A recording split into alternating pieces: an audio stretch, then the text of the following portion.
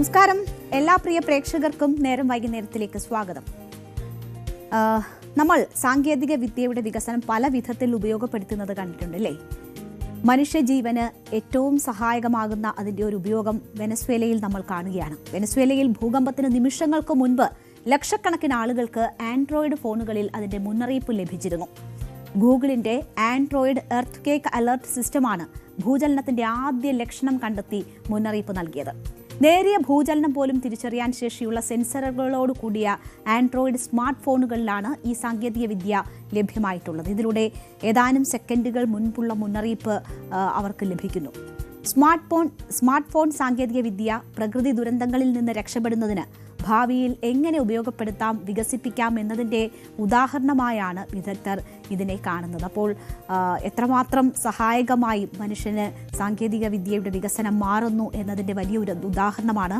നിലവിൽ ഇന്ത്യ ഉൾപ്പെടെ 98 രാഷ്ട്രങ്ങളിൽ ഈ സംവിധാനമുണ്ട്. ഇത് ഔദ്യോഗിക സർക്കാർ മുന്നറിയിപ്പ് സംവിധാനങ്ങൾക്ക് പകരമുള്ളതല്ല, എങ്കിലും അധിക സഹായം മാത്രമാണ്. ലോകമെമ്പാടുമായി പ്രതിമാസം ശരാശരി 312 ഭൂകമ്പങ്ങൾ ഈ സംവിധാനം കണ്ടെത്തുന്നു എന്ന പഠനങ്ങളൊക്കെയാണ് വരുന്നത്. നമുക്കറിയാമല്ലേ, 2001 ഗുജറാത്തിലെ ഭൂകമ്പം, 2004 ഇന്ത്യൻ മഹാസമുദ്രത്തിലുണ്ടായ ഭൂചലനം, പിന്നീടുണ്ടായ സുനാമി ഒക്കെ എത്രയെത്ര ജീവനുകളാണ് അപഹരിച്ചത്. അങ്ങനെ ഉണ്ടാകുന്ന ലോകത്തെ പല വിധത്തിലുള്ള പ്രകൃതി ദുരന്തങ്ങൾ, അപ്പോൾ അതിനെയൊക്കെ നമുക്ക് പുതിയ സാങ്കേതിക വിദ്യ ഉപയോഗിച്ച് കണ്ടെത്താനും ജനങ്ങൾക്ക് മുന്നറിയിപ്പ് നൽകാനും അവരെ രക്ഷിക്കാനും കഴിയുന്നുവെങ്കിൽ അത് എത്രമാത്രം വലിയ അനുഗ്രഹമാണ്. അപ്പോൾ നമ്മുടെ ഇനിയും ആ സംവിധാനങ്ങൾ വികസിക്കട്ടെ എന്ന് നമുക്ക് ആഗ്രഹിക്കാം. എല്ലാ പ്രേക്ഷകർക്കും സ്വാഗതം.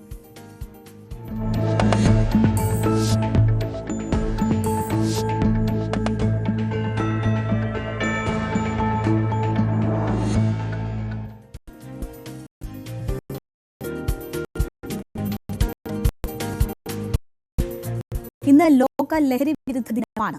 മദ്യത്തിന്റെയും മയക്കുമരുന്നിന്റെയും ഉപയോഗത്തിനെതിരെയും കടത്തിനെതിരെയും പൊതുജനങ്ങളിൽ ബോധവൽക്കരണം സൃഷ്ടിക്കുന്നതിന്റെ ഭാഗമായ എല്ലാ വർഷവും ജൂൺ 26 ലോക ലഹരി വിരുദ്ധ ദിനമായി ആചരിക്കുന്നത്. സർക്കാരിന്റെ ബോധവൽക്കരണ പരിപാടിയിൽ പങ്കെടുക്കവേ ലഹരി മാഫിയയുടെ വേരറക്കുമെന്ന് മുഖ്യമന്ത്രി വി ഡി സതീശൻ പ്രഖ്യാപിച്ചു. ഇതേ സമയം തന്നെ സംസ്ഥാനത്ത് വീര്യം കുറഞ്ഞ മദ്യത്തിന് നികുതി കുറച്ചതുമായി ബന്ധപ്പെട്ടുള്ള വിവാദവും കത്തിക്കയറുകയാണ്. നികുതി നിശ്ചയിച്ച തീരുമാനത്തിൽ വി ഡി സതീശൻ ഉറച്ചു നിൽക്കുമ്പോൾ വിഷയം വിശദമായി ചർച്ച ചെയ്യാനാണ് കോൺഗ്രസും UDF-ഉം തയ്യാറെടുക്കുന്നത്. അപ്പോൾ ഒരു ഭാഗത്ത് ബോധവൽക്കരണ പരിപാടികൾ നടക്കുമ്പോൾ സമാനമായി മദ്യ നികുതിയുമായി ബന്ധപ്പെട്ട് വലിയ രീതിയിലുള്ള ചർച്ചകളും പ്രത്യാരോപണങ്ങളും സംസ്ഥാനത്ത് തുടർന്നുകൊണ്ടിരിക്കുകയാണ്. മദ്യനികുതി വിവാദം കത്തിനിൽക്കെ വിഷയം വിശദമായി ചർച്ച ചെയ്യാനാണ് കോൺഗ്രസും UDF-ഉം ഇപ്പോൾ തീരുമാനിച്ചിരിക്കുന്നത്. സഭയിൽ വി ഡി സതീശൻ നൽകിയ മറുപടിയിലൂടെ അല്പമൊന്ന് മുഖം രക്ഷിച്ചു നിൽക്കുകയായിരുന്നു. പക്ഷേ ഇന്നലെ VM സുധീരൻ നിലപാട് കടുപ്പിച്ച് രംഗത്ത് വന്നിട്ടുണ്ട്. അത് മുന്നണിയെയും ഒപ്പം തന്നെ കോൺഗ്രസിനെയും ഒക്കെ വലിയ പ്രതിസന്ധിയിലേക്ക് തള്ളിവിട്ടിരിക്കുന്ന ഒരു സാഹചര്യം കൂടിയാണ്. വീര്യം കുറഞ്ഞ മദ്യം വിൽപ്പന നടത്താനുള്ള സാഹചര്യം നേതൃത്വങ്ങളെ ബോധ്യപ്പെടുത്താനാകും ഇനി നടക്കാനിരിക്കുന്ന യോഗത്തിൽ മുഖ്യമന്ത്രി ശ്രമിക്കുക എന്നതാണ് മനസ്സിലാകുന്നത്. സമ്പൂർണ്ണ മദ്യനിരോധനം ഇപ്പോൾ സാധ്യമല്ലെന്നും വീര്യം കുറഞ്ഞ മദ്യമെങ്കിലും കൊടുത്തില്ലെങ്കിൽ വല്ലതും കലക്കി കുടിച്ച് മദ്യദുരന്തം ഉണ്ടാകുമെന്നുമായിരുന്നു കെ മുരളീധരന്റെ പ്രതികരണം. അപ്പോൾ ഈ വിഷയവുമായി ബന്ധപ്പെട്ട് പല വിധത്തിലുള്ള പ്രതികരണങ്ങളാണ് വരുന്നത്. അതിൽ ചിലർ മുഖ്യമന്ത്രിയെ പിന്തുണയ്ക്കുന്നു എന്നത് കാണുന്നു. അത്തരത്തിലൊന്നതാണ് കെ മുരളീധരന്റെ പ്രതികരണം. അതൊക്കെ പാർട്ടിയും മുന്നണിയിലും ചർച്ച ചെയ്യേണ്ട വിഷയമാണ്. അതങ്ങനെ പരസ്യമായിട്ട് പ്രതികരിക്കേണ്ട ഒരു വിഷയമല്ല. ഒരു യാഥാർത്ഥ്യമുണ്ട്, ഒരു സമ്പൂർണ്ണ മദ്യനിരോധനത്തിലേക്ക് നമ്മൾ നടന്നെടുക്കുന്നതേ ഉള്ളൂ. പക്ഷേ മയക്കുമരുന്ന് അതുപോലെയല്ല. മയക്കുമരുന്ന് ഒരിക്കൽ അതിൻ്റെ അകത്ത് പെട്ടുപോയാൽ പിന്നെ മോചനമില്ല. പ്രത്യേകിച്ച് യങ് ജനറേഷനെ ബാധിക്കുന്നു. അതുകൊണ്ടാണ് അത് കംപ്ലീറ്റായിട്ട് തുടച്ചു നീക്കാനുള്ള പ്രവർത്തനങ്ങൾ നടത്തുന്നത്. മദ്യത്തിൻ്റെ കാര്യത്തിൽ അതിപ്പോഴും ഉപയോഗിക്കുന്ന കുറേ ആളുകൾ നമ്മുടെ സമൂഹത്തിലുണ്ട്. അങ്ങനെയുള്ളവരെ മാനസാന്തരപ്പെടുത്തി കൊണ്ടുവരണം. അതിനാണ് ഉമ്മൻചാണ്ടിയുടെ കാലത്ത് ബാറുകളുടെ എണ്ണം കുറച്ച് വന്നത്. പക്ഷേ കഴിഞ്ഞ 10 വർഷമായിട്ട് ഇഷ്ടം പോലെ കൊടുത്തതിൻ്റെ ദുരന്തമാണ് ഇന്ന് സംസ്ഥാനം അനുഭവിക്കുന്നത്. അതുകൊണ്ടാണ് ഈ വീര്യം കുറഞ്ഞ മദ്യം കൊടുക്കുന്നതിനാ. അല്ലാതെ ഈ സ്ഥിരം കുടിക്കുന്ന കുറേ ആൾക്കാരുണ്ട്, എന്തായാലും കുടിക്കും. ഇപ്പോൾ അല്ലെങ്കിൽ എന്തെങ്കിലും കലക്കി കുടിച്ച് ദുരന്തം ഉണ്ടാക്കും.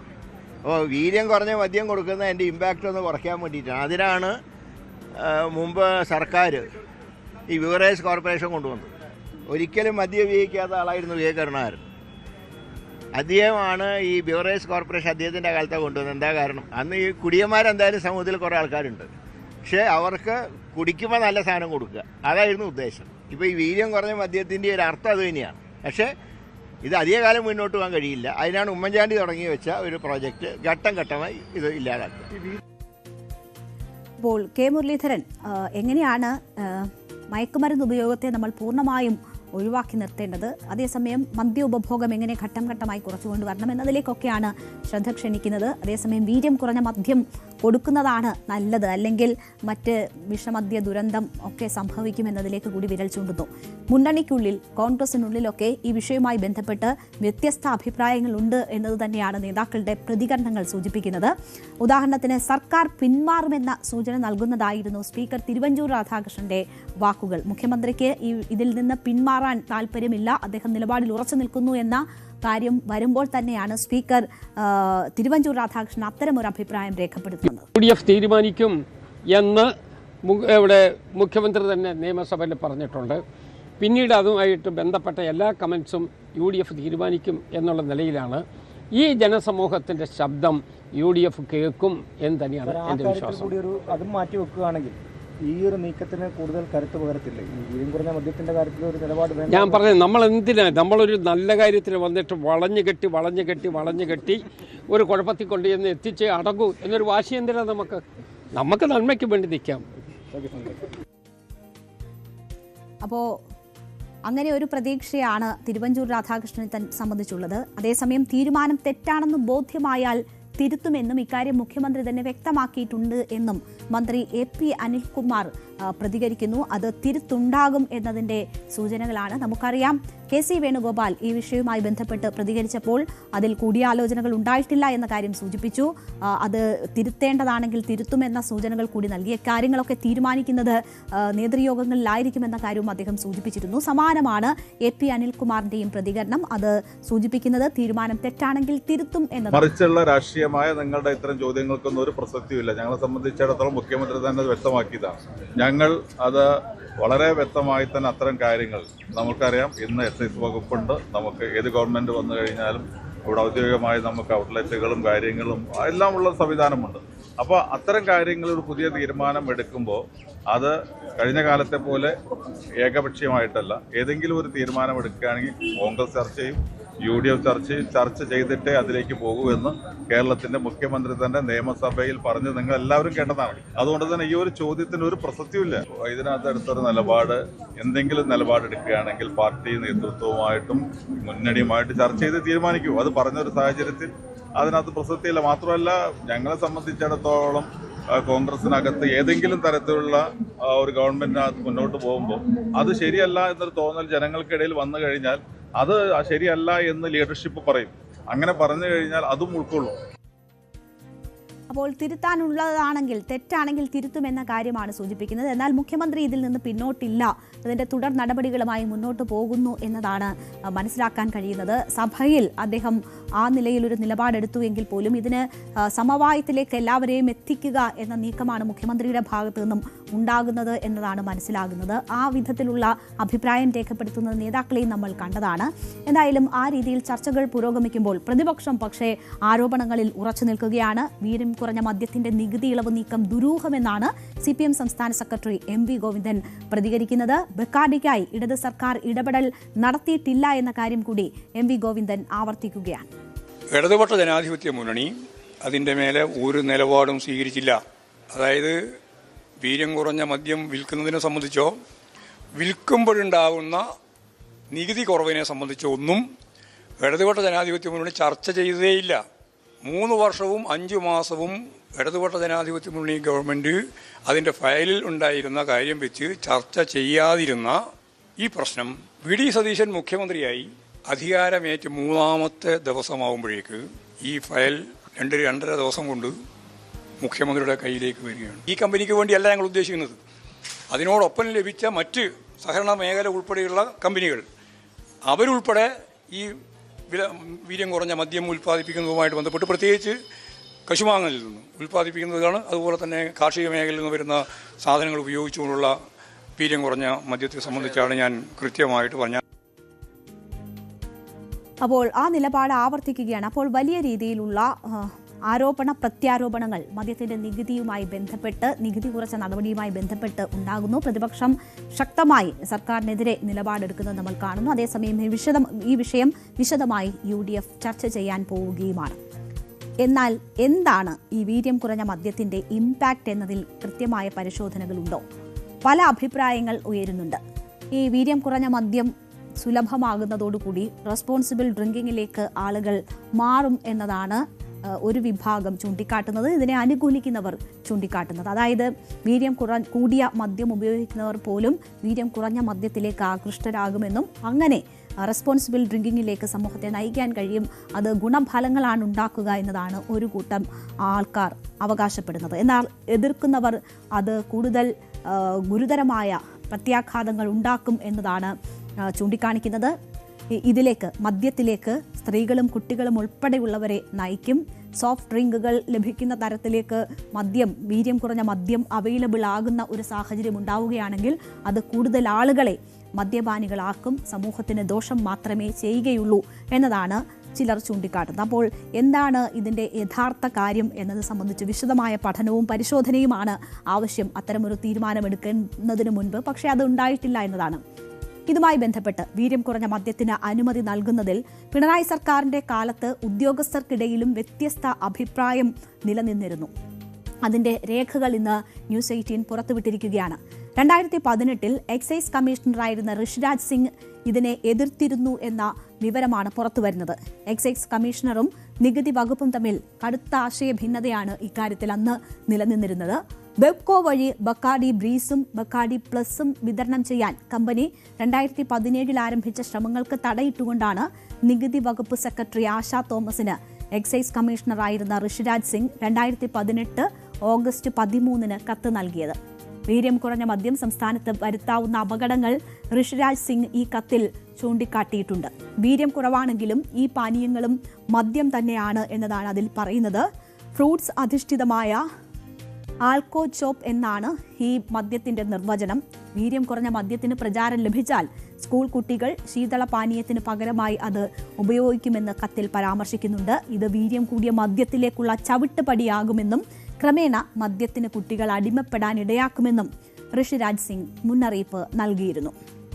എന്നാൽ ഈ വീര്യം കുറഞ്ഞ ബ്രാൻഡുകൾ ബിയറിനേക്കാൾ മദ്യാസക്തിക്ക് കാരണമാകുമെന്ന് ഒരു തെളിവുമില്ലാത്ത സാഹചര്യത്തിൽ വീര്യം കുറഞ്ഞ മദ്യം വിൽക്കാനുള്ള തീരുമാനത്തിൽ നിന്ന് സർക്കാർ പിന്നോട്ടില്ല എന്നാണ് additional chief secretary ASHA Thomas 2018 November 15 നൽകിയ മറുപടിയിൽ പറയുന്നത്. ആൽക്കഹോൾ എന്ന നിലയിൽ വിൽക്കുന്നതിനാൽ പ്രായപരിധി പാലിക്കാൻ കഴിയുമെന്നും കത്തിൽ വ്യക്തമാക്കിയിരുന്നു. 2018 ജൂൺ 19 ബക്കാഡി കമ്പനിയുടെ ആവശ്യം അംഗീകരിച്ചുകൊണ്ട് അഡീഷണൽ ചീഫ് സെക്രട്ടറി നൽകിയ ഉത്തരവ് പാലിക്കണമെന്നും ബ്രാൻഡ് രജിസ്ട്രേഷനുള്ള നടപടികൾ സ്വീകരിക്കണമെന്നും അതിൽ നിർദ്ദേശിച്ചിരുന്നു.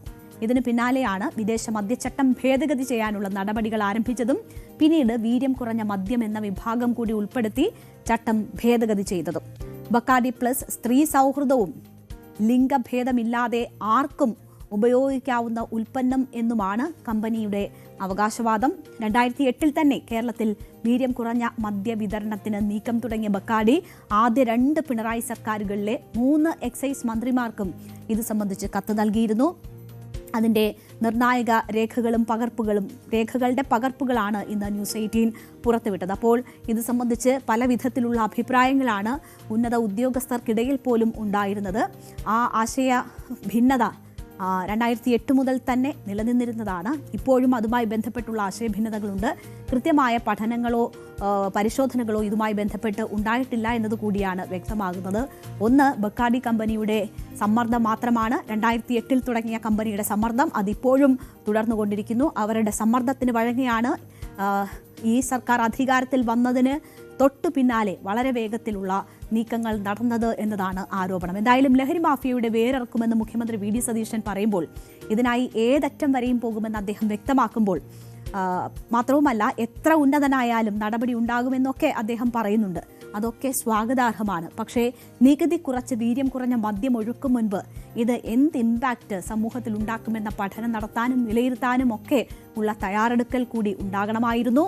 മുന്നണിയിൽ പോലും ആലോചിച്ചില്ല. ആരോടും ആലോചിക്കാതെ ഏകപക്ഷീയമായി എടുത്ത നിലപാടാണ്. അതാണ് വലിയ വിവാദങ്ങളിലേക്ക് നയിച്ചിരിക്കുന്നത്. ഇപ്പോഴും അദ്ദേഹം ആ നിലപാടിൽ ഉറച്ചു നിൽക്കുന്നു എന്നതാണ് വരുന്നത്. അതേസമയം തിരുത്താൻ മുന്നണി തയ്യാറെടുക്കുന്നു എന്നതിൻ്റെ വിവരങ്ങൾ കൂടിയുണ്ട്. പാർട്ടിയും മുന്നണിയും അത്തരത്തിൽ തിരുത്തലിന് തയ്യാറെടുക്കുന്നു എന്ന വിവരങ്ങൾ കൂടിയാണ് വരുന്നത്. എന്തായാലും എന്താകും അതിൻ്റെയൊക്കെ ആകെ തുക എന്നത് കാത്തിരുന്ന് തന്നെ കാണണം.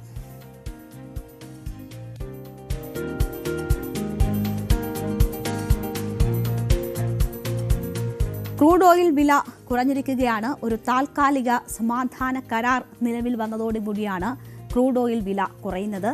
എണ്ണവില കുറയുമോ എന്നതാണ് ഇപ്പോൾ ഉറ്റുനോക്കുന്നത്. ഇറാൻ US യുദ്ധം അവസാനിപ്പിക്കുന്ന കരാറിൽ ഇരു രാഷ്ട്രങ്ങളും ഒപ്പിട്ടതിന് പിന്നാലെ ആഗോള എണ്ണവില ഇപ്പോൾ കൂപ്പുകുത്തിക്കൊണ്ടിരിക്കുകയാണ്. ഫെബ്രുവരി 28 യുദ്ധം ആരംഭിച്ച ശേഷം $120 ഒരു വീപ്പ ക്രൂഡിന് വില ഉയർന്നിരുന്നു. എന്നാൽ ഇപ്പോൾ എണ്ണവില $71 എത്തിയിരിക്കുകയാണ്. ആഗോള വിപണിയിൽ എണ്ണവില കുറയുമ്പോൾ കൂട്ടിയ എണ്ണവില രാജ്യത്ത് കുറയുമോ എന്നതാണ് എല്ലാവരും ഉറ്റുനോക്കുന്നത്. ഇതിൽ കേന്ദ്ര സർക്കാർ ചില നീക്കങ്ങൾ തുടങ്ങിയെന്നതിന്റെ സൂചനകളുണ്ടെങ്കിലും കൃത്യമായ കണക്കുകൾ കേന്ദ്ര സർക്കാർ പുറത്ത് വിട്ടിട്ടുമില്ല. അപ്പോൾ എന്താണ് എണ്ണവിലയുമായി ബന്ധപ്പെട്ട് സംഭവിക്കുന്നതെന്ന് നോക്കിയാൽ, ഇപ്പോൾ ഇറാനും US തമ്മിലുള്ള 60 ദിവസത്തെ വെടിനിർത്തൽ കരാർ നിലവിൽ വന്നതോടെ ക്രൂഡ് ഓയിൽ വില ബാരലിന് പടിപടിയായി കുറഞ്ഞ് $71 എത്തിയിരിക്കുകയാണ്. ഇതോടെ ഇന്ത്യയുടെ ക്രൂഡ് ഓയിൽ ഇറക്കുമതി ചെലവ് കുറഞ്ഞിട്ടുമുണ്ട്.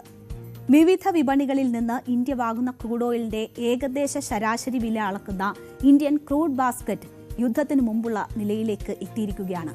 ഫെബ്രുവരിയിൽ ഇത് $69 ആയിരുന്നു. യുദ്ധം തുടങ്ങിയതോടെ കുതിച്ചു. മെയിൽ ഇത് $106 വരെ എത്തി. പെട്രോളിയം പ്ലാനിംഗ് ആൻഡ് അനാലിസിസ് സെല്ലിന്റെ കണക്ക് പ്രകാരം 24-ന്, അതായത് കഴിഞ്ഞ ബുധനാഴ്ച, ഇത് $70 എത്തിയിട്ടുണ്ട്. യുദ്ധം തുടങ്ങിയതിനു ശേഷമുള്ള ഏറ്റവും കുറഞ്ഞ നിരക്കാണ്. അപ്പോൾ സ്വാഭാവികമായും എണ്ണവിലയും ഗ്യാസ് വിലയും കുറയേണ്ടതല്ലേ എന്നൊരു ചോദ്യമാണ് ഉയരുന്നത്. എങ്ങനെയാണ് എണ്ണവില ആഘാതം ഈ യുദ്ധത്തിൻ്റെ 100-ലധികം നീണ്ട ദിവസം ജനങ്ങളിലേക്ക് എത്തിയത് എന്നതുകൂടി നമുക്കൊന്ന് പരിശോധിക്കാം. യുദ്ധത്തിനിടെ 2 ആഴ്ചക്കിടെ 4 തവണയാണ് എണ്ണവില വർദ്ധിപ്പിച്ചത്. മെയ് 15-ന് പെട്രോളിനും ഡീസലിനും $3 വീതം കൂട്ടി. മെയ് 19-ന് പെട്രോളിന് ലിറ്ററിന് $1.05 ഡീസലിന് $1.10 വർദ്ധിപ്പിച്ചു.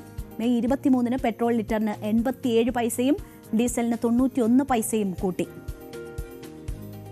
മെയ് 25-ന് പെട്രോളിന് ലിറ്ററിന് $2.61 ഡീസലിന് $2.71 കൂട്ടി. അങ്ങനെ ആകെ പെട്രോളിന് $7.53 ഡീസലിന് $7.72 ഈ യുദ്ധസമയത്ത് നമ്മുടെ രാജ്യത്ത് കൂട്ടിയത്.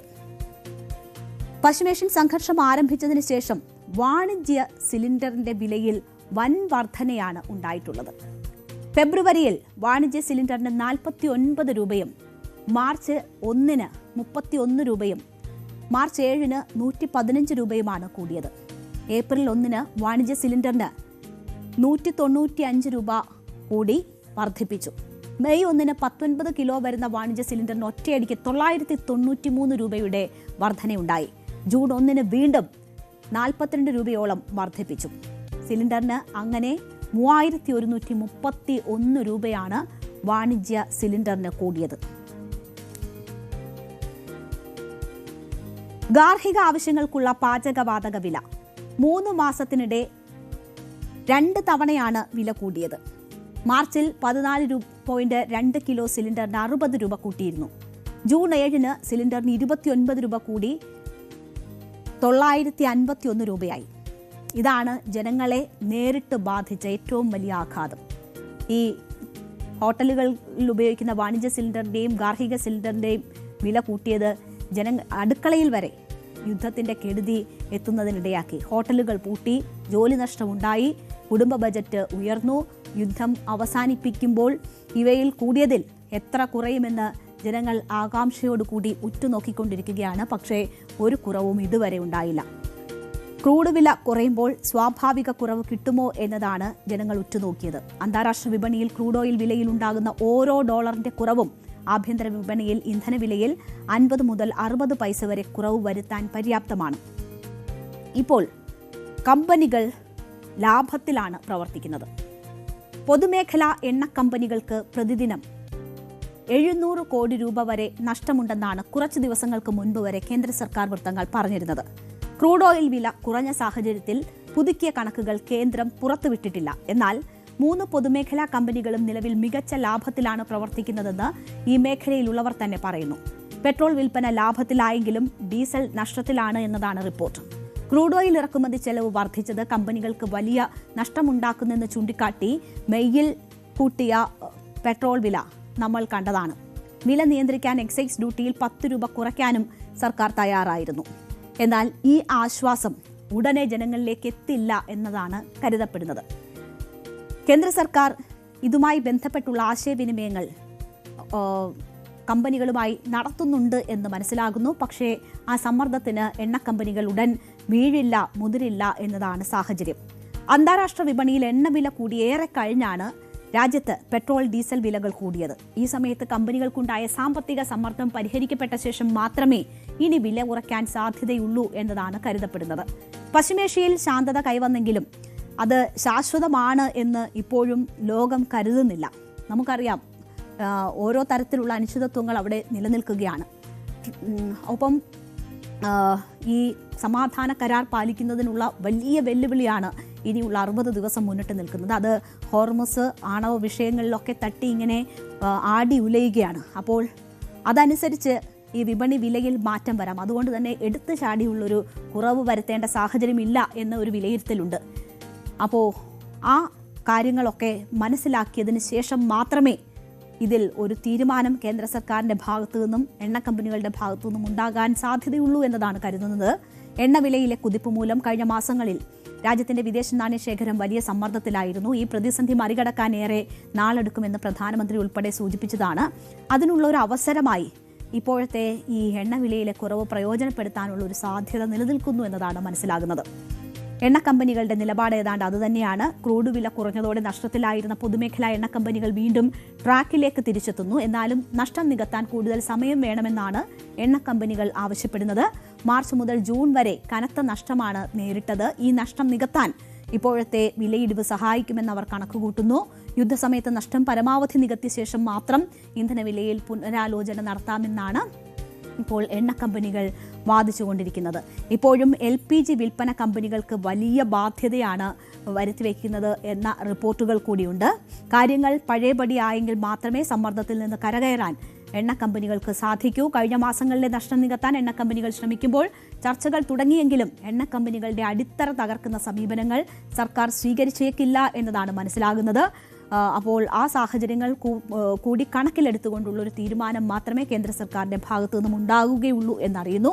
പക്ഷേ പല വിധത്തിലുള്ള സമ്മർദ്ദങ്ങൾ സർക്കാരിനെ സംബന്ധിച്ചുണ്ട്. അന്താരാഷ്ട്ര വിപണിയിലെ വിലക്കുറവ് ചൂണ്ടിക്കാട്ടി പ്രതിപക്ഷ പാർട്ടികൾ ഉൾപ്പെടെ കേന്ദ്ര സർക്കാരിനെതിരെ രംഗത്ത് വരുന്ന ഒരു സാഹചര്യം ഉണ്ട്. അപ്പോൾ എന്താണ് ഇനിയുള്ള നീക്കങ്ങൾ എന്നത് സസൂക്ഷ്മം നിരീക്ഷിക്കുകയാണ്. ചെറിയ ഒരു ഇളവെങ്കിലും കൊണ്ടുവരിക എന്നത് സർക്കാരിന് മേൽ വലിയ സമ്മർദ്ദമായി നിലനിൽക്കുന്നുണ്ട്. പക്ഷേ നമുക്കറിയാം, നമ്മുടെ നാട്ടിൽ കൂടിയ നിരക്കുകളൊക്കെ കുറയാൻ വലിയ പാടാണ്. സമ്മർദ്ദത്തിന് വഴങ്ങി നേരിയ കുറവെങ്കിലും എണ്ണവിലയിൽ ഉണ്ടാകുമോ എന്നതാണ് എല്ലാവരും പ്രതീക്ഷിക്കുന്നത്. ആ നേരിയ കുറവിന് പോലും വലിയ ഇമ്പാക്റ്റ് ഉണ്ടാക്കാൻ പറ്റും. അപ്പോൾ അതുണ്ടാകട്ടെ എന്ന് നമുക്ക് ആശിക്കാം.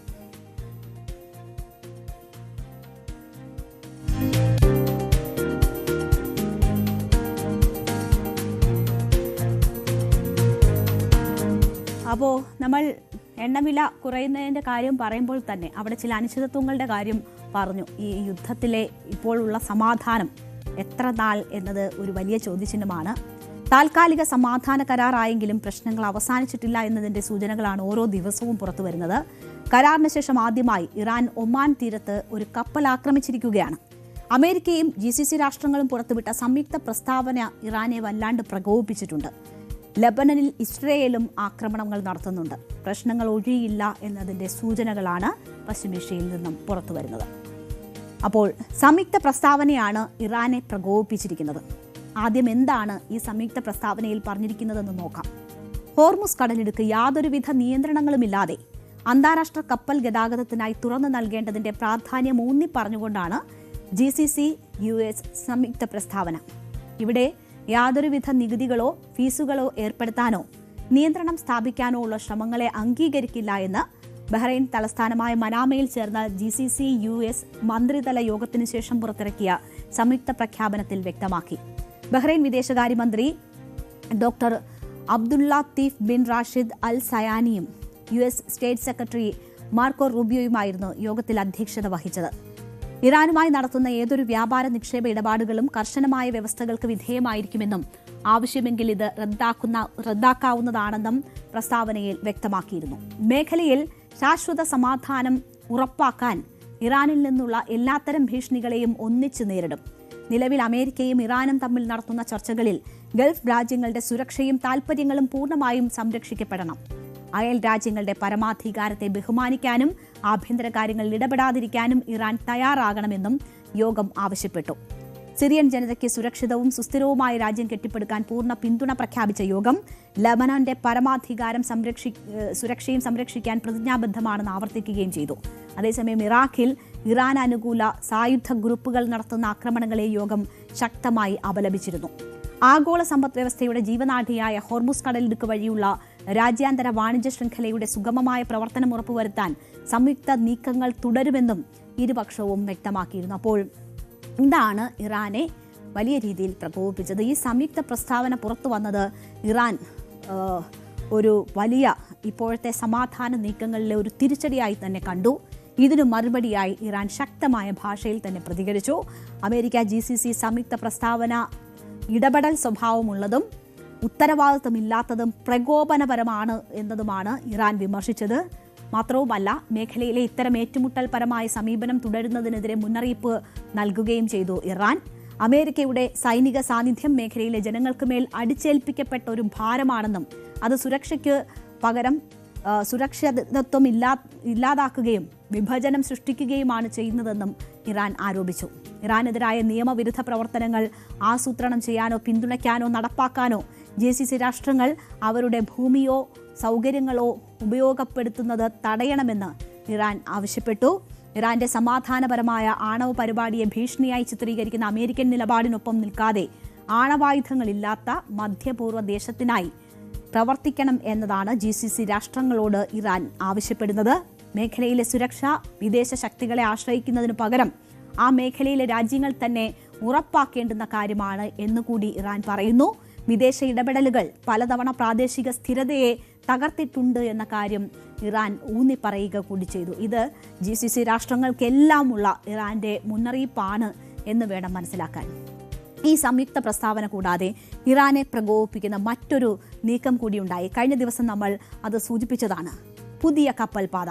ഇന്റർനാഷണൽ മാരിടൈം ഓർഗനൈസേഷനുമായി സഹകരിച്ച് ഒമാൻ ഒരു പ്രത്യേക സംവിധാനം നടപ്പിലാക്കുന്നതാണ് ഇറാനെ പ്രകോപിപ്പിച്ച മറ്റൊരു കാര്യം. ഹോർമുസ് കടലിടുക്കുമായി ബന്ധപ്പെട്ട തങ്ങളുടെ ഉത്തരവാദിത്വത്തിന്റെ ഭാഗമായാണ് ഈ നീക്കം സ്വീകരിച്ചതെന്നാണ് ഒമാൻ വ്യക്തമാക്കുന്നതെങ്കിലും ഇറാൻ അങ്ങനെയല്ല കരുതുന്നത്. രാജ്യാന്തര നിയമങ്ങളും സമുദ്ര നിയമ വ്യവസ്ഥകളും പാലിച്ചുകൊണ്ട് നാവിഗേഷൻ സ്വാതന്ത്ര്യം ഉറപ്പാക്കുകയും യാതൊരു ടോൾ ചാർജും ഏർപ്പെടുത്താതിരിക്കുകയും ചെയ്യുന്നതാണ് പദ്ധതിയുടെ പ്രധാന ലക്ഷ്യമെന്ന് ഒമാൻ പറയുമ്പോൾ അത് തങ്ങൾക്കെതിരായ നീക്കമാണ് എന്ന് ഇറാൻ കരുതുന്നു. ലോകത്തിലെ ഏറ്റവും തിരക്കേറിയ സമുദ്ര വ്യാപാര പാതകളിലൊന്നായ ഹോർമുസ് കടലിടുക്കിലൂടെ തടസ്സമില്ലാത്ത കപ്പൽ ഗതാഗതം ഉറപ്പാക്കുന്നതിനും സമുദ്ര സുരക്ഷ ശക്തിപ്പെടുത്തുന്നതിനുമുള്ള നടപടിയാണ് ഈ നീക്കത്തെ പൊതുവെ വിലയിരുത്തപ്പെട്ടതെങ്കിലും ഹോർമുസിലുള്ള തങ്ങളുടെ പിടി അയക്കുന്നതിന് വേണ്ടിയാണ് ഒമാന്റെ നേതൃത്വത്തിലുള്ള ഈ നീക്കം എന്നതാണ് ഇറാൻ കണ്ടത്. അതാണ് ഇറാനെ പ്രകോപിപ്പിച്ചത്.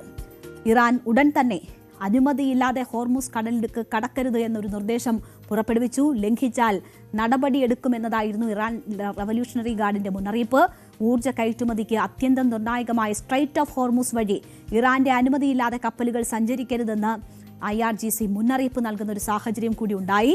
ഹോർമുസ് കടലിടുക്കിലൂടെ സഞ്ചരിക്കാൻ അനുവദിച്ചിരിക്കുന്ന ഏക പാത ഇസ്ലാമിക് റിപ്പബ്ലിക് ഓഫ് ഇറാൻ സ്ഥാപിച്ച പാതയാണ്. അനുമതിയില്ലാതെ കടലിടുക്ക് കടക്കുന്നത് സ്വീകാര്യമല്ലാത്തതും അപകടകരവുമായ നീക്കമായിരിക്കുമെന്നതുമാണ് IRGC പ്രസ്താവനയിൽ പറഞ്ഞത്. ഈ ഭീഷണിക്ക് പിന്നാലെയാണ് ഒമാൻ തീരത്ത് കപ്പലിന് നേരെ ആക്രമണമുണ്ടായത്. കാർഗോ കപ്പലിന് നേരെയാണ് ഇറാന്റെ ആക്രമണമുണ്ടായത്. ഇറാൻ അമേരിക്ക ധാരണയ്ക്ക് ശേഷം ആദ്യമായിട്ടുണ്ടായ ആക്രമണമായിരുന്നു അത്. ഒമാൻ തുറന്ന സുരക്ഷിത നാവിക പാതയ്ക്കെതിരെയാണ് ഈ ആക്രമണം.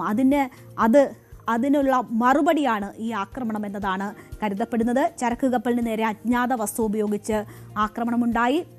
ബ്രിട്ടന്റെ United kingdom maritime trade operations കേന്ദ്രം ആണ് ഇക്കാര്യങ്ങളൊക്കെ വിശദമാക്കുന്നത്. വ്യാഴാഴ്ച ഒമാന്റെ തെക്ക് കിഴക്കൻ മേഖലയിലാണ് ഈ സംഭവം നടന്നത്. അപ്പോൾ ഈ കപ്പലിന്റെ പല ഭാഗത്തും കേടുപാടുകളൊക്കെ സംഭവിച്ചു, പക്ഷേ ആർക്കും പരിക്കേറ്റിട്ടില്ല എന്നതായിരുന്നു വിവരം. മറ്റ് പ്രശ്നങ്ങളൊന്നും ഉണ്ടായില്ല. പക്ഷേ ഇത് ഇറാൻ കൃത്യമായും നൽകിയ ഒരു മുന്നറിയിപ്പായിട്ടാണ് വിലയിരുത്തപ്പെടുന്നത്. വെടിനിർത്തൽ കരാർ നിലവിലുണ്ടായിട്ടും ലബനനിൽ ഇസ്രയേൽ ആക്രമണം ഇപ്പോഴും തുടരുകയാണ്.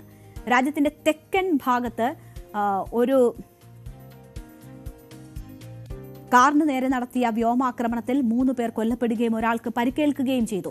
ഇസ്രായേലിലെയും ലബനനിലെയും ഉന്നത ഉദ്യോഗസ്ഥർ വാഷിംഗ്ടണിൽ ചർച്ചകൾ നടത്തിയതിന് പിന്നാലെയാണ് ഇസ്രായേലിന്റെ ഈ പ്രകോപനം ലബനനിലേക്കുണ്ടാകുന്നത്. നമുക്കറിയാം, ഈ സമാധാന ചർച്ചകളിൽ ലബനനും ഉൾപ്പെടുത്തിയിരുന്നു. അത് ഇറാന്റെ ഏറ്റവും വലിയ ഒരു നിലപാടായിരുന്നു. ലബനനിലും സമാധാനം എന്നത്. പക്ഷേ അത് ഇസ്രയേൽ പാലിക്കുന്നില്ല എന്നതാണ് മനസ്സിലാകുന്നത്. സമാധാന ചർച്ചകൾക്ക് പിന്നാലെ തന്നെ നടത്തിയ ആക്രമണം വലിയ പ്രകോപനമാണ് സൃഷ്ടിച്ചിട്ടുള്ളത്. ചർച്ചകളിൽ പുരോഗതിയുണ്ടെന്ന് American state secretary Marco Rubio അവകാശപ്പെടുമ്പോൾ ചർച്ചയിലെ തീരുമാനങ്ങൾക്ക് വിരുദ്ധമായിട്ടാണ് കാര്യങ്ങൾ ഇസ്രയേൽ നീക്കുന്നത്. ഇസ്രയേൽ പിന്മാറാൻ തയ്യാറല്ല എന്നതിന്റെ സൂചനയാണ്. ഇസ്രയേൽ പ്രതിരോധ മന്ത്രി ഇസ്രയേൽ കാറ്റ്സും ഇതേ നിലപാട് ആവർത്തിക്കുന്നുണ്ട്. ലബനനിലെ സുരക്ഷാ മേഖലയിൽ നിന്ന് പിൻവാങ്ങുന്നതിനെ ഇസ്രയേൽ എതിർക്കുന്നുവെന്നും ആവശ്യമായിടത്തോളം കാലം ലബനൻ, സിറിയ, ഗാസ എന്നിവിടങ്ങളിലെ സുരക്ഷാ മേഖലകളിൽ ഇസ്രയേൽ സൈന്യം തുടരുമെന്നുമാണ് ഇസ്രയേൽ കാറ്റ്സ് പ്രഖ്യാപിച്ചിരിക്കുന്നത്. അപ്പോൾ ഇസ്രയേൽ പിന്മാറില്ല എന്നതിൻ്റെ സൂചനകൾ വരുന്നു. ഇറാൻ ഹോർമുസിലുള്ള പിടി തങ്ങൾ അയക്കില്ല എന്നതിൻ്റെ കൃത്യമായ സൂചനകൾ നൽകുന്നു. ഇതൊക്കെയും മേഖലയിൽ പ്രശ്നങ്ങൾ സൃഷ്ടിക്കുന്നതാണ്. ഹോർമുസ്, ആണവ കരാർ, ഇസ്രയേൽ, ഈ വിഷയങ്ങൾ എങ്ങനെ പരിഹരിക്കും എന്നതാണ് ഉയർന്ന ഏറ്റവും വലിയ ചോദ്യം. 60 ദിവസം അതിൽ നടക്കുന്ന ചർച്ചകൾ വളരെ നിർണായകമാണ്. പക്ഷേ നിലപാടുകളിൽ ഇറാനും ഇസ്രയേലും ഒക്കെ ഉറച്ചു നിൽക്കുമ്പോൾ എങ്ങനെ ഈ പ്രശ്നം പരിഹരിക്കപ്പെടും എന്നതിൽ വലിയ ആശങ്കകൾ തുടരുകയാണ്. ഇന്ത്യൻ വിദേശകാര്യമന്ത്രി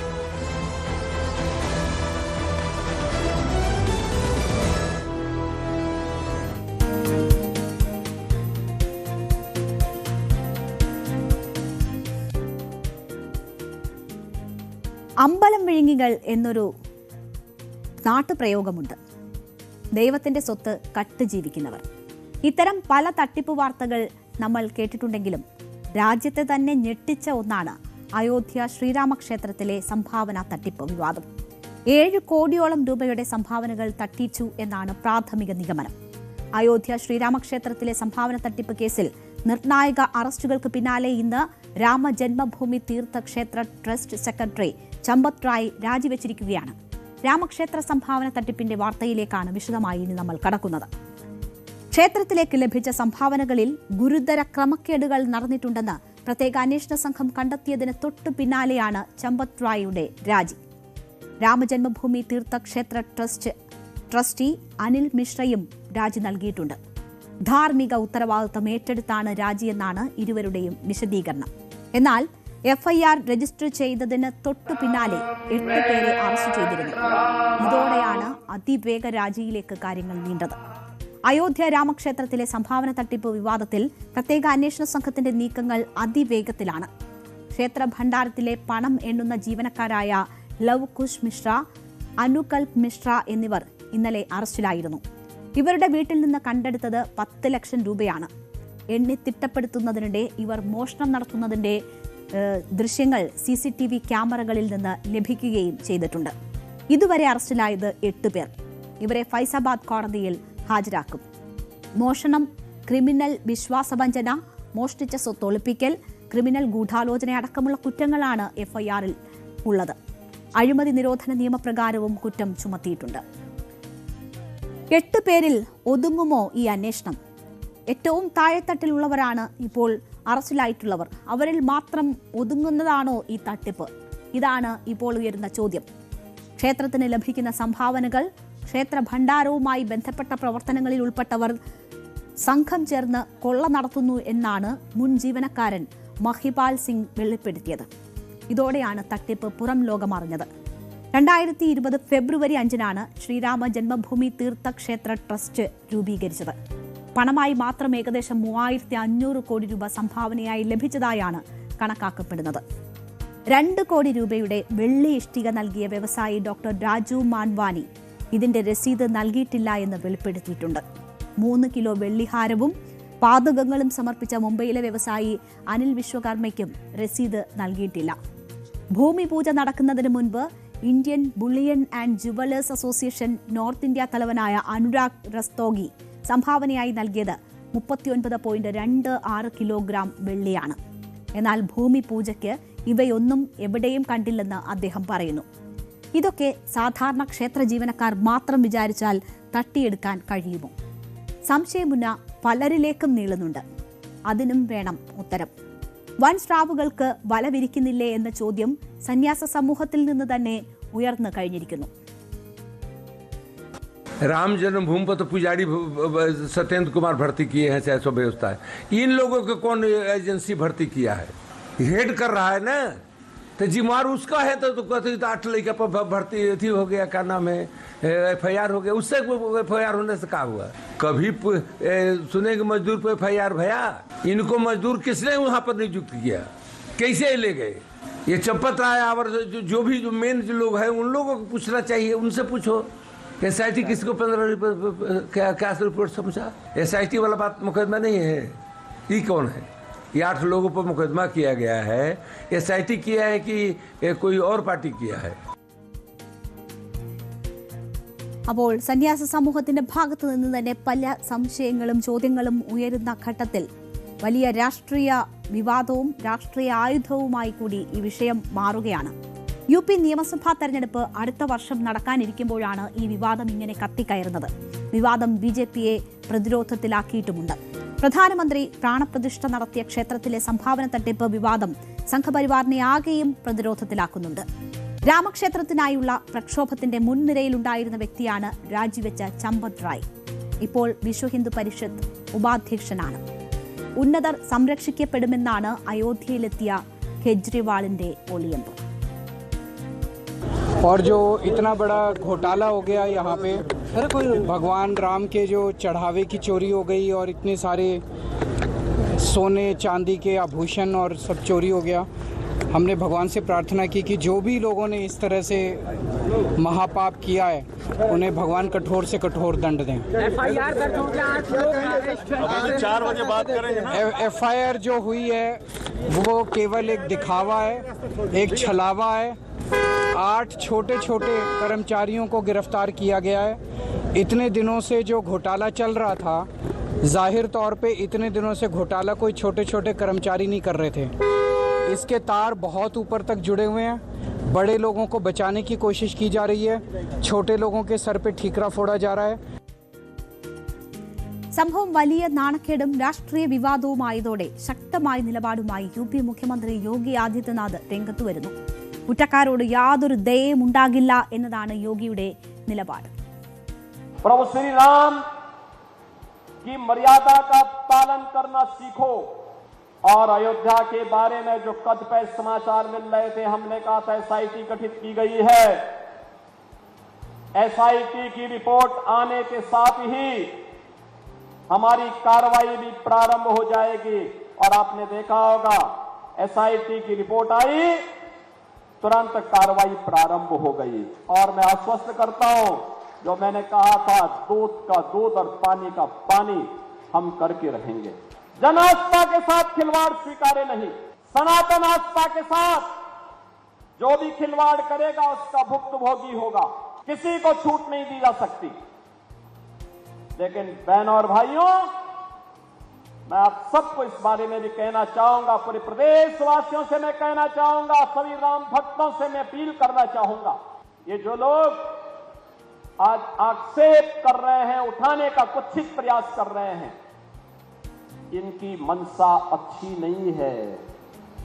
ये वे लोग हैं जो भगवान राम को नकार चुके थे, भगवान राम के अस्तित्व पर प्रश्न खड़ा कर चुके थे. കുറ്റക്കാർക്കെതിരെ ദയയില്ലാത്ത നിലപാടുണ്ടാകും എന്ന് പറഞ്ഞതുകൊണ്ട് മാത്രം ആരോപണങ്ങളുടെ മുനയൊടിക്കാൻ കഴിയുമോ? സംഭാവന തട്ടിപ്പിലെ സംശയങ്ങൾക്കെല്ലാമുള്ള ഉത്തരം റിമാൻഡ് റിപ്പോർട്ടിൽ ഉണ്ടാകുമോ എന്നതുകൂടി കാത്തിരിക്കുകയാണ് എല്ലാവരും. നമുക്കറിയാം, ക്ഷേത്രഭരണം സർക്കാർ ഇതര സംവിധാനത്തെ ഏൽപ്പിക്കണം എന്നതാണ് സംഘപരിവാർ സംഘടനകൾ രാജ്യത്താകെ സ്വീകരിക്കുന്ന നിലപാട്. ശബരിമലയുടെ കാര്യത്തിൽ പോലും ഈ നിലപാട് ആവർത്തിച്ച് ഉന്നയിക്കപ്പെട്ടിട്ടുണ്ട്. ആ രീതിയിൽ സ്വതന്ത്ര ട്രസ്റ്റ് ഭരണം നടത്തിയ അയോധ്യ രാമക്ഷേത്രത്തിലെ സംഭാവന തട്ടിപ്പ് BJPക്കും സംഘപരിവാർ സംഘടനകൾക്കും വലിയ നാണക്കേടാണ് ഉണ്ടാക്കിയിരിക്കുന്നത്. ഇതിൽ നിന്ന് അവർ എങ്ങനെ തലയുറുന്നു എന്നതാണ് കണ്ടറിയേണ്ടത്.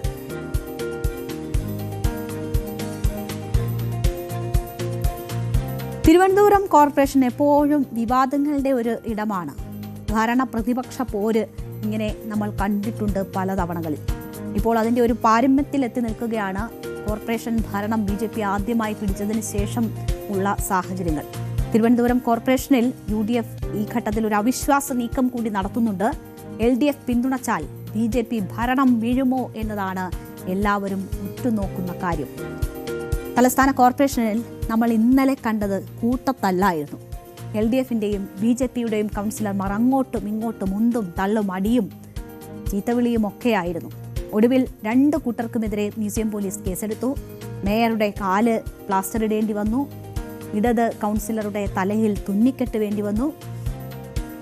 ഇടത് കൗൺസിലറുടെ പരാതിയിലെടുത്ത കേസിൽ മേയർ VV രാജേഷും ഡെപ്യൂട്ടി മേയറും ഉൾപ്പെടെ 10 കൗൺസിലർമാരും BJP കൗൺസിലറുടെ പരാതിയിൽ 5 പേരുമാണ് ഇപ്പോൾ പ്രതികളായിട്ടുള്ളത്. അസഭ്യം പറഞ്ഞ് ആക്രമിച്ചുവെന്നാണ് 2 FIRലെയും കുറ്റാരോപണങ്ങൾ. ഈ സംഭവത്തിലേക്കൊക്കെ നയിച്ച സാഹചര്യം ഇപ്പോൾ സത്യപ്രതിജ്ഞയാണ്. സത്യപ്രതിജ്ഞ കോടതി അസാധുവാക്കിയതിനെ തുടർന്ന് വീണ്ടും സത്യപ്രതിജ്ഞ ചെയ്യുന്നത് കണ്ടു. പക്ഷേ അതും ഇപ്പോൾ കോടതി കയറിയിരിക്കുകയാണ്. ഭരണാധികാരിയായ കളക്ടറെ അറിയിച്ചില്ല എന്നതുൾപ്പെടെയുള്ള കാരണങ്ങൾ ചൂണ്ടിക്കാട്ടിക്കൊണ്ടാണ് പ്രതിപക്ഷം കോടതിയെ വീണ്ടും സമീപിച്ചിരിക്കുന്നത്. ഒപ്പം ഭരണസ്തംഭനം എന്ന വലിയ ആരോപണം കൂടി നേരിടുന്നുണ്ട്. ഭരണസ്തംഭനം ആരോപിച്ച് തിരുവനന്തപുരം കോർപ്പറേഷനിൽ BJP ഭരണത്തിനെതിരെ ഇപ്പോൾ അവിശ്വാസത്തിന് നീക്കം തുടങ്ങിയിരിക്കുകയാണ് UDF. അവിശ്വാസം വന്നാൽ നേരിടുമെന്ന് പറഞ്ഞ മേയർ VV രാജേഷ് LDF ഭരണകാലത്തെ സ്മാർട്ട് സിറ്റി നിർമ്മാണങ്ങളിലടക്കം ഗുരുതര പിഴവ് ആരോപിക്കുന്നു. കോർപ്പറേഷൻ ഓഫീസിലെ പൊരിച്ചിലിനും പോലീസ് കേസിനുമെല്ലാം പിന്നാലെ BJPക്കെതിരെ അവിശ്വാസത്തിന് UDF നീക്കം നടക്കുമ്പോൾ എന്ത് സംഭവിക്കും എന്നത് വലിയ ആകാംക്ഷയായി തന്നെ നിലനിൽക്കുന്നു. സത്യപ്രതിജ്ഞ റദ്ദാക്കലിൽ നിന്ന് തലയൂരിയതിന് പിന്നാലെയാണ് ഇപ്പോൾ BJP ഭരണം വലിയ പ്രതിസന്ധി നേരിടുന്നത്. കോർപ്പറേഷനിൽ ഭരണ പ്രതിസന്ധി എന്ന് ചൂണ്ടിക്കാട്ടിക്കൊണ്ടാണ് ഇപ്പോൾ ഈ അവിശ്വാസ നീക്കം വരുന്നത്. കൗൺസിൽ യോഗം നടക്കുന്ന തിങ്കളാഴ്ച അവിശ്വാസത്തിനും കോർപ്പറേഷനിൽ പ്രക്ഷോഭത്തിനുമാണ് UDFിന്റെ നീക്കം. എന്നാൽ അവിശ്വാസവും സമരവും ഒരുമിച്ച് നേരിടുമെന്ന ഉറപ്പാണ് മേയർ VV രാജേഷിനുള്ളത്. LDF കാലത്തെ സ്മാർട്ട് സിറ്റി നിർമ്മാണ പ്രവർത്തനങ്ങൾ, പാളയം മാർക്കറ്റിലെ കടകളുടെ നിർമ്മാണം, മൾട്ടി ലെവൽ പാർക്കിംഗ് സംവിധാനം, ഇതിലെല്ലാം ഗുരുതര പിഴവുകൾ സംഭവിച്ചതായി മേയർ കുറ്റപ്പെടുത്തുന്നു. ഫോറൻസിക് ഓഡിറ്റിംഗിന് സർക്കാരിനോട് ആവശ്യപ്പെടുമെന്നും മേയർ പറയുന്നുണ്ട്. മേയറുടെ ആത്മവിശ്വാസം ഒന്ന് കാണും. 5 വർഷത്തേക്ക് ഏറ്റവും സേഫായിട്ടാണ് മുന്നോട്ട് പോകുന്നത്. ഇപ്പോഴത്തെ അവസ്ഥയിൽ അതിനുശേഷവും 2047 വരെ, 2047ആണല്ലോ ബഹുമാനപ്പെട്ട നരേന്ദ്രമോദിയുടെ മുന്നിലുള്ള ലക്ഷ്യം, കേന്ദ്ര ഗവൺമെന്റിന്റെ മുന്നിലുള്ള ലക്ഷ്യം. അതുവരെ ഏറ്റവും സേഫായിട്ട് പോകാനുള്ള എല്ലാ സാധ്യതയും തെളിഞ്ഞു കഴിഞ്ഞു. 2047 ഇന്ത്യ ലോകത്തിലെ ഏറ്റവും വലിയ സാമ്പത്തിക ശക്തി ആയി മാറുമ്പോൾ അതിന് ഒരു കോർപ്പറേഷൻ എന്നുള്ള നിലയ്ക്ക് ഏറ്റവും കൂടുതൽ കോൺട്രിബ്യൂട്ട് ചെയ്യാൻ പറ്റുന്നതെന്ന് തിരുവനന്തപുരം. അതിലേക്ക് എത്തിക്കുവാനുള്ള പരിശ്രമം ഞങ്ങൾ ആരംഭിച്ചു. ശക്തമായിട്ട് മുന്നോട്ട് പോകുന്നു. സ്വതന്ത്രാംഗത്തിന്റെ പിന്തുണയോടുകൂടി ഭരിക്കുമ്പോഴാണ് 5 വർഷത്തേക്ക് എല്ലാം സേഫാണ് എന്ന് ഇപ്പോഴത്തെ സാഹചര്യത്തിലും VV രാജേഷ് പറയുന്നത്. 51 അംഗങ്ങളുള്ള BJPക്ക് വാഴോട്ടുകോണം കൗൺസിലർ സുഗതൻ ജയിലിലായതോടെ ഒരംഗത്തിന്റെ പിന്തുണ കുറഞ്ഞിട്ടുമുണ്ട്. 20 അംഗങ്ങളുള്ള UDFനും 29 കൗൺസിലർമാരുള്ള LDFും അവിശ്വാസത്തിൽ ഒന്നിച്ചാൽ അംഗബലം 49 ആകും. UDF വിമതനായ S സുധീഷ് കുമാർ കൂടി അവിശ്വാസത്തെ പിന്തുണച്ചാൽ 50-50 എന്ന നിലയിലേക്കും എത്തും. നിർണായക ഘട്ടത്തിൽ സുഗതന്റെ ജാമ്യത്തിനായി ഹൈക്കോടതിയെ സമീപിക്കാൻ ഒരുങ്ങുകയാണ് BJP. LDFും UDFും BJPക്കെതിരെ ഒന്നിക്കുമോ എന്നതാണ് എല്ലാവരും ഉറ്റുനോക്കുന്ന കാര്യം. അതായിരിക്കും ഈ അവിശ്വാസത്തിൽ ഏറ്റവും നിർണായകവുമാവുക. മാലിന്യ നീക്കം കാര്യക്ഷമമാക്കണമെന്നും കൈയും കാലും ഒന്നും ഒടിയുന്നത് കൊതുകിനറിയില്ല എന്നുമായിരുന്നു ഇന്നലത്തെ BJP-CPM സംഘർഷം സൂചിപ്പിച്ച് ആരോഗ്യമന്ത്രി K മുരളീധരൻ പരിഹസിച്ചത്. യഥാർത്ഥത്തിൽ ജനങ്ങളെ ബാധിക്കുന്ന വിഷയവും അതാണ്. ഇപ്പോൾ വീണ്ടും കാലവർഷം ശക്തമാകുന്നതിൻ്റെ സൂചനകൾ വന്നിരിക്കുകയാണ്. പലവിധത്തിലുള്ള പകർച്ചപ്പനികൾ പടർന്നു പിടിക്കുന്നുണ്ട്. ഒറ്റ മഴയിൽ തിരുവനന്തപുരം നഗരം വെള്ളത്തിലായത് നമ്മൾ കണ്ടു. അപ്പോൾ ഇവർ തമ്മിൽ ഇങ്ങനെ അടിച്ചാൽ ഈ കാര്യങ്ങളൊക്കെ ആര് നോക്കും എന്നത് ഒരു ചോദ്യചിഹ്നമാണ്. അവിടെയാണ് മന്ത്രി K മുരളീധരന്റെ ഈ പ്രതികരണം ശ്രദ്ധേയമാണ്. നഗരസഭയിലെ മുഖ്യ പ്രതിപക്ഷവും ഭരണകക്ഷിയായിട്ടുള്ള അടി, അതിൻ്റെ ഒരു മുന്നറിയിപ്പ് ഞാൻ നൽകുകയാണ്. രാഷ്ട്രീയ കാര്യങ്ങളെക്കുറിച്ച് ഇവിടെ ചർച്ച ചെയ്യുന്നില്ല. പക്ഷേ നഗരത്തിൽ മാലിന്യങ്ങൾ കുന്നുകൂടുകയാണ്. ഇനിയൊരു മഴ വന്നാൽ ഡെങ്കിപ്പനി പിടിച്ചാൽ കിട്ടില്ല. അന്ന് ആരോഗ്യവകുപ്പിനെയാണ് എല്ലാവരും കുറ്റം പറയുക. ഞാൻ മുൻകൂട്ടി ഞാൻ നൽകുന്നു, ഇപ്പോൾ പകർച്ചവ്യാധികൾ ഒരുമാതിരി കൺട്രോൾഡാണ്. അധികം ഷിഗല്ല കേസുകൾ റിപ്പോർട്ട് ചെയ്യുന്നില്ല, മരണം റിപ്പോർട്ട് ചെയ്യുന്നില്ല. ഇത് വളരെ അധ്വാനമായിരുന്നു ആരോഗ്യവകുപ്പിനെ സംബന്ധിച്ച്, മറ്റെല്ലാ വകുപ്പുകളായിട്ട് കോർഡിനേറ്റ് ചെയ്തുകൊണ്ട്. പക്ഷേ തിരുവനന്തപുരം നഗരത്തിൽ ഏറ്റവും അധികം ഡെങ്കിപ്പനി പടരാൻ സാധ്യതയുള്ള ജില്ല തിരുവനന്തപുരമാണ്. അത് മുന്നറിയിപ്പ് നൽകിയിട്ടുണ്ട്. ആ നേരത്ത് മാലിന്യം നീക്കം ചെയ്യുന്നതിന് പകരം തല്ലി കൈയും കാലും ഒടിച്ചു കഴിഞ്ഞാൽ കൊതുകുകളുടെ എണ്ണം പെരുകും. കൊതുവിനെ അറിഞ്ഞുകൂടാ, ഭരണകക്ഷിയും പ്രതിപക്ഷവുമായിട്ടുള്ള വഴക്കാണത്. അതുകൊണ്ട് ഇക്കാര്യത്തിൽ ജാഗ്രത പാലിക്കാൻ ഞാൻ മുന്നറിയിപ്പ് നൽകുന്നു. നഗരസഭ ഇക്കാര്യത്തിൽ മറ്റെല്ലാ വിഷയങ്ങളും മാറ്റിവെച്ച് ശക്തമായിട്ട് നടപടി സ്വീകരിക്കണം. അല്ലെങ്കിൽ പകർച്ചപ്പനിയുടെ ഒരു ജില്ലയായിട്ട് തിരുവനന്തപുരം ജില്ല മാറും. നമുക്കറിയാം, രാജ്യത്താകെ ശ്രദ്ധിക്കപ്പെട്ടതാണ് തിരുവനന്തപുരം കോർപ്പറേഷൻ ഭരണം BJP പിടിച്ചത്. അതിൽ അവർ തെളിയിക്കേണ്ടത് അവരുടെ ഭരണ മികവാണ്, അതിനുള്ള സാഹചര്യം ഒരുക്കലാണ്. അപ്പോൾ അതിനായിരിക്കണം ഏറ്റവും പ്രധാന ഊന്നൽ BJP കൊടുക്കേണ്ടത്. അവിടെ പരാജയമുണ്ടാകാൻ പാടില്ല. പക്ഷേ സത്യപ്രതിജ്ഞ മുതൽ ഉണ്ടായിട്ടുള്ള വീഴ്ചകളുടെ കാര്യമാണ് നമ്മൾ കണ്ടുകൊണ്ടിരിക്കുന്നത്. അതിൻ്റെ പ്രതിഷേധങ്ങളാണ് അവിടെ ഉയരുന്നത്. അപ്പോൾ ആ തിരുത്ത് അവരുടെ ഭാഗത്തു നിന്നും വേണം. കെ മുരളീധരൻ പറഞ്ഞത് ഒരു മുന്നറിയിപ്പായി തന്നെ സ്വീകരിക്കേണ്ട കാര്യവുമാണ്. ജനങ്ങൾക്ക് ആ രീതിയിൽ ബുദ്ധിമുട്ടുണ്ടാക്കുന്ന സാഹചര്യങ്ങൾ ഉണ്ടാകരുത്. മറിച്ച് തിരഞ്ഞെടുക്കപ്പെട്ട ഒരു ഭരണകൂടമാണ് അവിടെ കോർപ്പറേഷൻ ഭരിക്കുന്നത്. അവരെ പ്രവർത്തിക്കാൻ അനുവദിക്കാത്ത വിധത്തിലുള്ള പ്രതിഷേധങ്ങൾ അനുവദനീയവുമല്ല. അവരും പ്രതിപക്ഷ ധർമ്മം എന്താണ് എന്നത് കണ്ട് പ്രവർത്തിക്കേണ്ടതാണ്. നമ്മുടെ ഇന്നത്തെ സമയം അവസാനിക്കുന്നു. നേരം വൈകുന്നേരം പൂർണ്ണമാവുകയാണ്. ഇടവേളയ്ക്ക് ശേഷം ലൈവ് at 6 ആണ്. എല്ലാ പ്രേക്ഷകർക്കും നന്ദി.